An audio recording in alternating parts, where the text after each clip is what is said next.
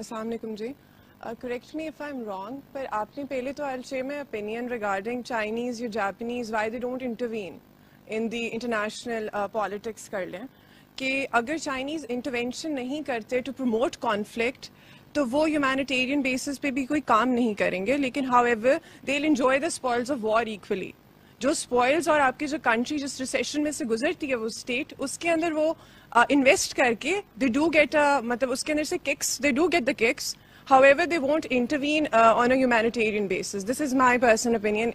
Obviously, anybody can disagree. The first question is that if you have an open wound and you don't treat it, it's going to get infested and it's going to get affected with the bacteria, right?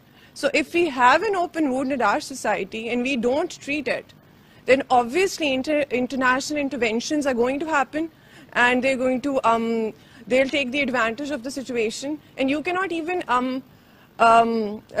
I don't know what word میں کیا use کروں, you cannot even condemn them اگر آپ خود اسے treat نہیں کر رہے ہو. ٹھیک بہتر طریقے سے. پہلی بات تو یہ ہے کہ جیپنیز نے جس وقت ان کی جنگ سے ان کے حالات خراب ہوئے تو انہوں نے ایک بہت بڑا ایگریمنٹ کیا تھا امریکہ کے ساتھ. اس ایگریمنٹ کے اندر ایک چھوٹا سا فقرہ لکھوایا تھا جیپنیز بادشاہ نے, اور وہ فقرہ آج تک امریکہ کے گلے کی ہڈی بنا ہوا ہے. انہوں نے کہا کہ ٹھیک ہے تم ہم کے اوپر آگے حاوی ہو گئے ہو, ہمیں تم نے کہہ دیا ہے کہ جنگ نہیں کرو گے, ہتھیار نہیں بناؤ گے, یہ نہیں کرو گے, لیکن اب ہم بہت بری حالت میں ہیں. لیکن اگر کبھی آج سے کچھ عرصے بعد ہم اس قابل ہو گئے کہ ہم اپنا کوئی مال بنا سکے تو امریکہ ہمارے مال کو انٹری دے گا اپنی زمین کے اندر. اور آپ حیران ہوں گے کہ وہ آخری سینٹنس جو تھا وہ حالت یہ تھی کہ جیپنیز اکانومی شیڈوڈ دی امریکن اکانومی. لیکن بنیادی طور پہ مسئلہ سارا یہ ہے کہ جیپنیز جو ہیں چونکہ ان کے پاس ایٹم بم نہیں ہے, چونکہ وہ ہیجمونک پاور نہیں ہے, اس لیے جیپنیز سے پیسہ لیا جاتا ہے. ہم نے افغانستان میں جنگ لڑنی ہے, پیسہ دو. جگہ ٹیکس لیا جاتا ہے. ہم نے عراق میں جنگ لڑنی ہے, پیسہ دو. ہم نے اقوام متحدہ چلانی ہے, پیسہ دو. اس سے جگہ ٹیکس لیا جاتا ہے. جہاں تک چائنیز اکانومی کا تعلق ہے, چائنیز ابھی ریسنٹلی بلٹ ہوئے ہیں. جس چیز کو آپ انویسٹمنٹ کہتے ہیں نا, فورن انویسٹمنٹ, اس سے زیادہ گندا کانسیپٹ دنیا میں کہیں نہیں ہے. یہ اس لیے ہوتی ہے کہ انگلینڈ میں جیگوار کی فیکٹری میں جو مزدور ہوتا ہے وہ $100 لیتا ہے, لیکن جیگوار کی فیکٹری اگر چائنا میں شفٹ کر دی جائے تو اس $100 کے 20 مزدور مل جاتے ہیں. تو میں کرتا کیا ہوں, 4-5 جہاز لیتا ہوں, بہت شاندار قسم کی فیکٹری پیک کرتا ہوں اور وہاں لگا دیتا ہوں, اور پھر کر کے وہاں پر کہتے ہیں ہم نے بہت بڑی انویسٹمنٹ کر دی آپ کے لیے. اور سب سے اہم ترین کام یہ کیا جاتا ہے کہ ان لوگوں کی تنخواہیں اچانک ریز کر دی جاتی ہیں. مجھے ایک جگہ پہ $500 مزدور مل رہا ہے, اچانک ICI کی فیکٹری کا دوسرا بندہ جو ہے وہ مجھے ہائر کر دیتا ہے $500 کی بجائے $2000.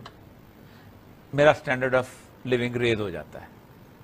اور یہ مقصد کے لیے کیا جاتا ہے کیونکہ مجھے کوئی فرق نہیں پڑتا جب میں فیکٹری لگاتا ہوں کہ میں 2000 تنخواہ دوں یا 3000 تنخواہ دوں, کیونکہ میں نے جو میرا جو مارجن آف پروفٹ ہے اس سارے وہ اتنا زیادہ ہے کہ میں بہت زیادہ تنخواہ دے سکتا ہوں. ٹھیک, سٹینڈرڈ آف لیونگ ریز ہو گیا. اب آپ نے وہاں سے پیسہ کمایا اور وہ پوری سوسائٹی کا جو لیول جو ہے وہ بہتر ہوگا. اور میری نظریں کہاں پہ ہیں, اچھا پولینڈ ایک ایسا ملک ہے جہاں میں اپنی شفٹ کر سکتا ہوں. انڈونیشیا کے ساتھ انہوں نے یہی کیا تھا. انڈونیشیا میں انہوں نے پہلے لگائی, اور جس وقت انڈونیشیا کا وہ وقت آیا کہ جب اس کی سٹینڈرڈ آف لیونگ رائز ہو گیا اور ان کو سودا مہنگا پڑنے لگا تو انہوں نے اٹھا اور چائنا شفٹ کر دیا سب کچھ. تائیوان انہوں نے لگایا تھا, تائیوان میں بہترین صورتحال پیدا ہوئی تو تائیوان میں کے مقابلے میں نکسن صاحب پاکستان آئے, کسنجر آئے, اندر پاکستان کے PIA کے جہاز میں بیٹھے, وہاں جا کے ماؤ زیدونگ سے ملاقات کی, چائنا کو نکالا, تائیوان کو کان سے پکڑ کے اقوام متحدہ سے نکالا جس کو فارموسا کہتے تھے, ادھر سے چین کی سیٹ بٹھائی اور کہا اب چین ہمارے لیے اوپن ہو گیا. کیوں اوپن ہوا؟ We want to invest. غریب مسکین ماؤ زیدونگ کے سائیکلوں پہ جانے والے اچانک ان کے ہاں خوشحالی آنا شروع ہو گئی, اور پھر تائیوان جو تھا وہ واپس چلا گیا, اور وہاں پر وہ کیفیت ہوگی کہ وہ اکنامک سین سے ہی آؤٹ ہو گیا. ایک زمانے میں آپ کو سارے چیزیں میڈ ان تائیوان نظر آتی تھی, اب آپ کو ایک چیز بھی میڈ ان تائیوان نظر نہیں آئے گی, آپ کو ایک چیز بھی میڈ ان ملائیشیا نظر نہیں آئے گی, کیونکہ اب وہ وہاں سے باہر نکل کے ان کو مزید سستی جگہوں کی تلاش ہوتی ہے. تو یہ فورن انویسٹمنٹ جو ہے یہ بنیادی طور پر ان کی اپنے مفادات کے لیے ہوتی ہے.